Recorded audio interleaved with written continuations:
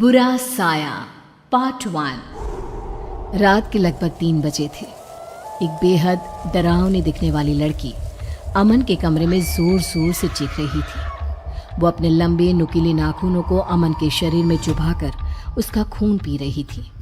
अमन बुरी तरह से दर्द से तड़प रहा था। उस लड़की का चेहरा इतना खौफनाक था कि कुछ ही देर में दर्द और डर की वजह से अमन बेहोश हो गया। तभी अचानक अमन की आंख खुली और अमन चिल्ला पड़ा, बचाओ बचाओ, वो लड़की मुझे मार देगी, वो मेरा सारा खून पी जाएगी, बचाओ। ये सुनते ही अमन की माँ सुशीला जी दौड़ कर आती हैं। अमन, क्या हुआ बेटा? तुमने वो बुरा सपना फिर से देखा क्या? ठीक हो ना तुम? माँ वो लड़की अभी भी यहीं पर थी, ठीक मेरे पास, और उसने मेरे शरीर में, देखिए ना, मेरा सारा खून। बेटा तुम बिल्कुल ठीक हो। पता नहीं तुम्हें सपने ऐसे क्यों बार बार आते हैं। मैं पंडित जी से बात करती हूँ। मम्मी देखो, बाहर की एक यूनिवर्सिटी में मेरा एडमिशन हो गया है। उन्होंने मेरी एप्लीकेशन एक्सेप्ट कर ली है। लेकिन बेटा अचानक इस तरह, तुम तो कह रहे थे कि इस वक्त वहां पर सारे एडमिशन क्लोज हो चुके हैं। हाँ माँ, सरप्राइज तो मैं भी हूँ, लेकिन देखिए ना, हो सकता है कि कोई सीट खाली रह गई हो और शायद इसीलिए उन लोगों ने मुझे बुला लिया हो। देखो बेटा, सारी चीजें अच्छे से जांच पड़ताल कर लेना। आजकल ना बहुत फ्रॉड होता है, किसी चीज का पता ही नहीं चलता। और मम्मी, कमाल की बात तो ये है कि मुझे ये कॉल सीधा लंदन की एक बहुत बड़ी यूनिवर्सिटी से आया है। यहाँ तो शायद मैंने अप्लाई भी नहीं किया था। बेटा मुझे तो बहुत बड़ी गड़बड़ लग रही है। अभी ये भी तो पता नहीं चला कि वो सपना तुझे बार बार क्यों आता है। तुम अच्छा ना बेटा। अरे डरो मत, कुछ भी नहीं है, वो सपना मुझे ऐसे ही आता होगा। कुछ ही दिनों के बाद अमन सारी तैयारी के साथ लंदन के लिए निकल जाता है। लंदन पहुंचने के बाद तो जैसे अमन की जिंदगी बेहद खूबसूरत हो गई थी। वहां की लाइफ में जाकर अमन बहुत खुश था। जैसे ही वो अपने हॉस्टल के कमरे में पहुंचा, उसने अपने आप से कहा, हाँ, मम्मी पापा की फोटो यहाँ टेबल पर लगा देता हूँ, और ये मम्मी के हाथ के बने लड्डू, इनका तो क्या कहना। यहाँ विदेश में सब कुछ है, बस मम्मी के हाथ के खाने की बहुत याद आएगी। रात हो गई थी और अमन अपने बिस्तर पर जाकर सो गया। आधी रात के बाद अमन को किसी के गाना गाने की आवाज सुनाई दी। अमन नींद से जाग गया। अमन ने अपने बिस्तर पर वापस जाकर सोने की बहुत कोशिश की, लेकिन उसे नींद नहीं आई। अरे, इतनी रात को ये गाना कौन गा रहा है? यार, कितनी प्यारी आवाज है।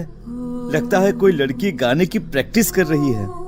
लेकिन इतनी रात में कौन गाना गाता है? हो सकता है पास वाली गर्ल्स हॉस्टल की कोई लड़की होगी। एक बार जाकर देखता हूँ, आखिर ये लड़की है कौन? अमन अपने हॉस्टल के रूम से बाहर निकलकर दूर दूर तक ढूंढने की कोशिश करता है, लेकिन रात के अंधेरे में उसे वहां कोई नहीं मिलता और गाना गाने की आवाज भी अचानक से चली जाती है। अगली सुबह अमन जैसे ही कॉलेज जाने के लिए तैयार होता है, वो वॉश बेसिन में अपना मुंह धोने के लिए झुकता है और जैसे ही सर ऊपर उठाता है, अचानक से उसे आईने में एक लड़की का चेहरा दिखाई देता है। ओह माय गॉड, ये क्या है? लगता है रात को मेरी नींद अच्छे से पूरी नहीं हुई है, इसीलिए मुझे कुछ अजीब अजीब सा लग रहा है। मैं तो डर ही गया था।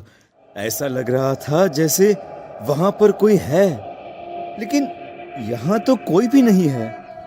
अगली सुबह अमन अपने दोस्त से कहता है, अरे यार, एक बात बता, रात को हमारे हॉस्टल के पीछे कोई लड़की गाना गाती है क्या? बहुत प्यारी आवाज है। अरे नहीं यार, मैंने तो किसी की आवाज नहीं सुनी। मेरा रूम भी तो तुम्हारे रूम के ठीक बाजू में ही है। अरे यार, रात को लगभग 12 बजे के बाद तू जल्दी सो गया होगा शायद। अरे कम ऑन ब्रो, ये लंदन है, लंदन। यहाँ पर कौन जल्दी सोता है? और मैं तो वैसे भी रात को 2 बजे सोने वाले लोगों में से हूँ, पर मुझे तो किसी की आवाज सुनाई नहीं दी। जरूर तूने अपने कानों में ईयरफोन लगा के रखे होंगे। म्यूजिक सुनने का बहुत शौक है ना तुझे, इसलिए बाहर की आवाज कैसे सुनाई देगी? हाँ यार, वो बात तो है। एक्चुअली म्यूजिक तो सुन रहा था मैं। ए अमन, क्या बात है यार, किसी से प्यार व्यार हो गया है क्या तुझे? हाँ? अरे नहीं नहीं, बस एक लड़की की आवाज रोज रात को सुनाई देती है। भाई बच के रहना, मैंने सुना है यहाँ कैंपस में ना चुड़ैल घूमती है। अरे कोई बात नहीं यार, अगर चुड़ैल है तो चुड़ैल सही, उससे मिलूंगा मैं, और वो भी रात को। अमन जैसे ही अपने कमरे में जाकर सोता है, एक लड़की उसके सिर के पास आकर बैठ जाती है और धीरे धीरे उसके बालों को सहलाती है। अमन घबराकर जाग जाता है। कौन है? कौन है यहाँ पर? अभी यहाँ पर कोई था, कोई लड़की, लेकिन अभी तो कोई नहीं है। ये मुझे क्या हो गया है? लगता है कुछ दिनों से मैं अपनी फैमिली को ज्यादा ही मिस कर रहा हूँ, या फिर उस लड़की के बारे में ज्यादा सोच रहा हूँ। मुझे बार बार ऐसा क्यों लगता है जैसे जैसे यहाँ मेरे आसपास कोई और भी है।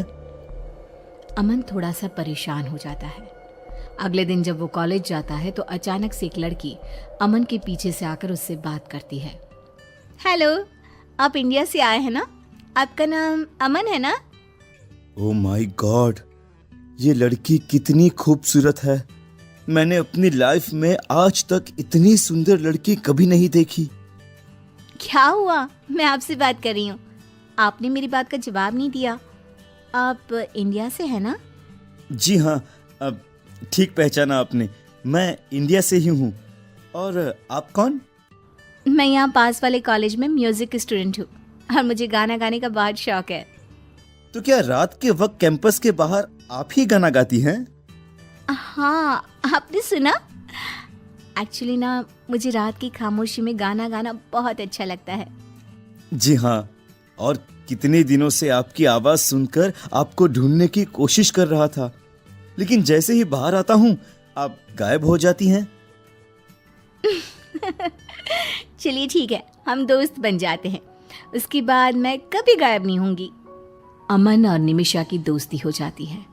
और फिर एक दिन, निमिषा, कितने महीने हो गए हमें एक दूसरे के साथ।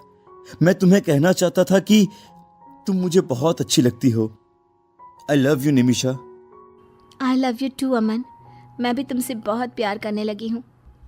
अच्छा सुनो, इसी खुशी में आज शाम को मैं तुम्हें अपनी फेवरेट जगह लेकर चलूंगी। ठीक है मैडम, अब तो आप जहां लेकर चलेंगे मुझे चलना ही पड़ेगा ना। निमिषा अमन को एक बहुत अजीब और डरावनी जगह पर लेकर जाती है। ये कैसी जगह है? ये तो कहाँ लेकर आई हो तुम मुझे? जानते हो, ये जगह मुझे बहुत पसंद है। देखो ना, यहाँ की राख जैसी काली जमीन, जले हुए पेड़ और ये सन्नाटा कितना खूबसूरत है। लेकिन मुझे यहाँ पर डर लग रहा है। डर की क्या बात है, मैं तुम्हारे साथ हूँ ना। अच्छा सुनो, तुम्हें मेरा गाना पसंद है ना? मैं तुम्हें वो गाना सुनाती हूँ। निमिषा अचानक से अपना चेहरा दूसरी तरफ करके गाना गाना शुरू कर देती है। वाह, कितना अच्छा गाती हो यार तुम। I love your voice. गाते गाते अचानक से निशा की आवाज तेज हो जाती है और तेज होते होते उसकी आवाज एकदम डरावनी।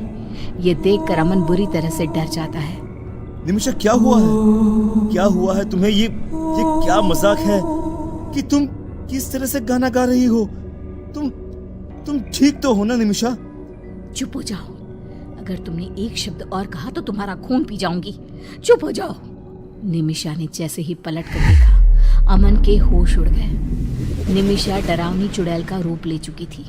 उसका चेहरा पूरी तरह से जला हुआ था, उसकी आंखों से खून टपक रहा था। उसके लंबे नुकीले दांत अमन का शिकार करने के लिए बेचैन हो रहे थे। कौन हो तुम? और क्या चाहती हो मुझसे? तुम्हारी मौत। तुम तो वही हो जिसे मैंने हॉस्टल के आईने में देखा था। तुम्हारे चेहरे को मैं पहले भी अपने सपने में देख चुका हूँ। इसमें कौन सी बड़ी बात है? तुम तो मेरा शिकार कब से ही बन गए थे मिस्टर अमन। और अब तुम्हें मुझसे कोई नहीं बचा सकता। छोड़ दो मुझे। क्यों मारना चाहती हो तुम मुझे? मैंने तुम्हारा क्या बिगाड़ा है? मुझे तुम जैसे यंग लड़कों का खून पीने में बहुत मजा आता है। तुम्हारा खून पीकर मेरी ताकत बढ़ जाएगी और मैं तुम्हें छोड़ूंगी नहीं। वो लड़की निमिषा अमन को मार देती है।